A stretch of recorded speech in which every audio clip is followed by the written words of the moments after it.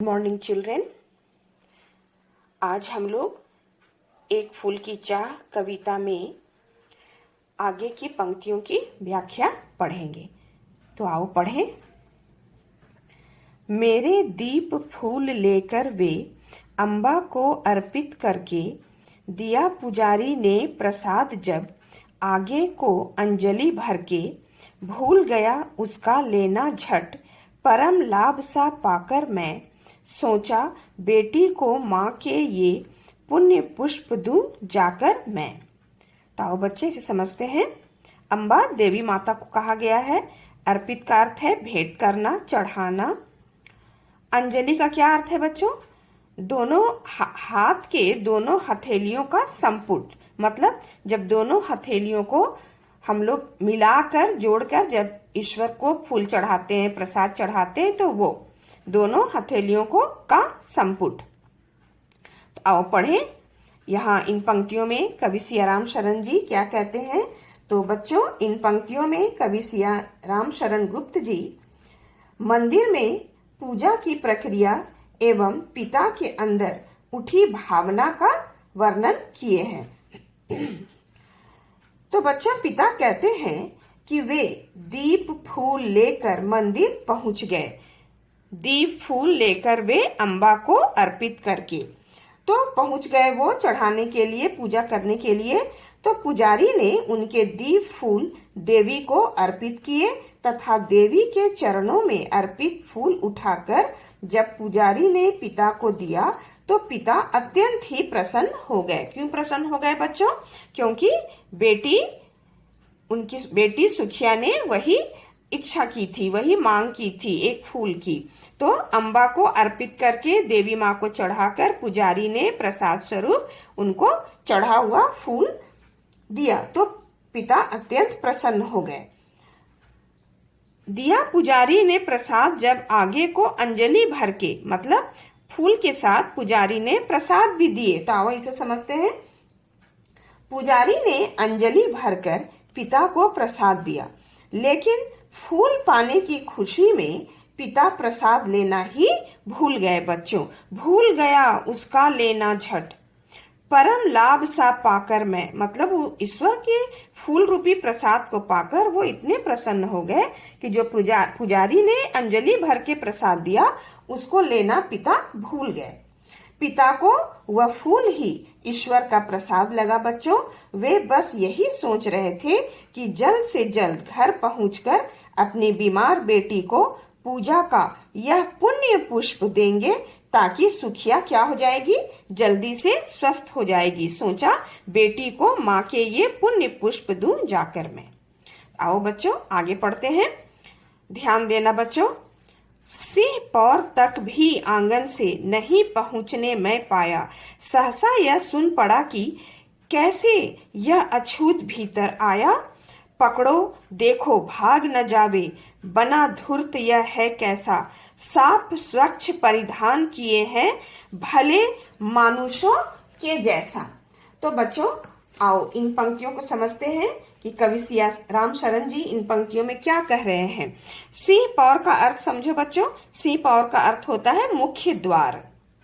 सहसा का अर्थ है अचानक। और ये धूर्त का क्या अर्थ हुआ? छल करने वाला। धूर्त। साफ स्वच्छ, स्वच्छ मतलब साफ सुथरा। परिधान का अर्थ है वस्त्र। मानुषों मतलब मनुष्य। भले मतलब सज्जन। तो बच्चों इन पंक्तियों में कवि सियाराम शरण गुप्त जी जातिगत समस्या छुआछूत का सजीव चित्रण किए हैं। छुआछूत का चित्रण किए हैं, वर्णन किए हैं।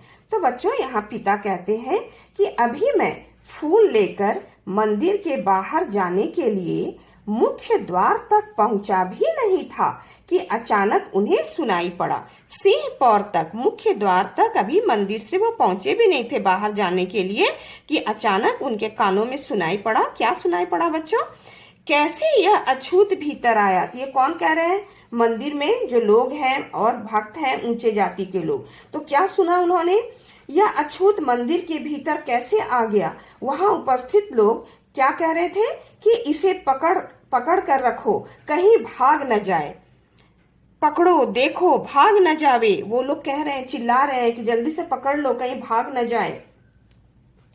साथ ही यह भी कह रहे थे बच्चों कि देखो यह धूर्त कैसे साफ सुथरे कपड़े पहनकर भला आदमी बनने का दिखावा कर रहा है। कह रहे हैं देखो बना धूर्त यह कैसा, साफ स्वच्छ परिधान किए हैं भले मानुषों के जैसा। मतलब सभ्य पुरुष बनने का ये ढोंग कर रहे हैं। ये कौन कह रहे हैं? मंदिर में जो उच्च जाति के भक्त लोग उपस्थित थे। ये पिता निम्न जाति के हैं बच्चों। आओ आगे पढ़ें। पापी ने मंदिर में घुसकर किया अनर्थ बड़ा भारी, कलुषित कर दी है मंदिर की चिरकालिक शुचिता सारी।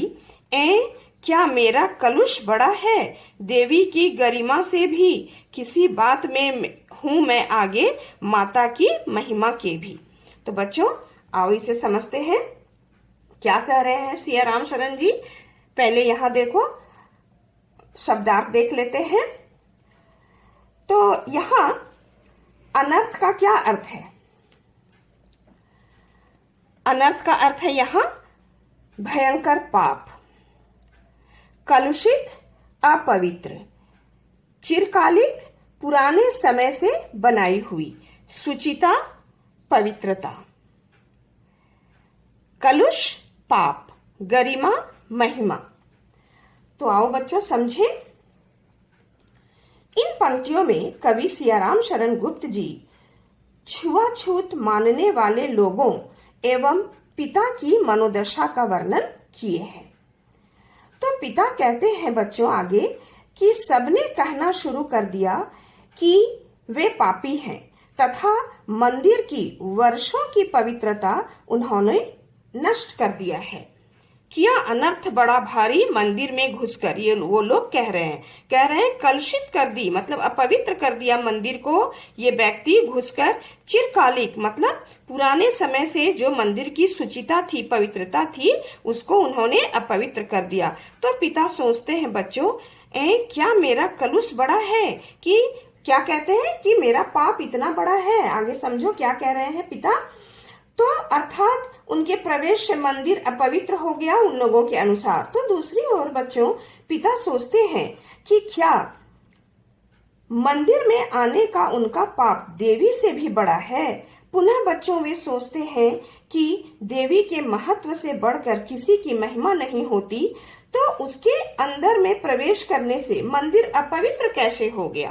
कहते हैं कि मेरा पाप इतना बड़ा है देवी के महिमा से भी, कहते हैं देवी के महिमा के आगे कुछ भी बड़ा नहीं, तो फिर मैं कैसे, मेरा पाप इतना बड़ा कैसे हो गया, माता के महिमा से भी बड़ा है।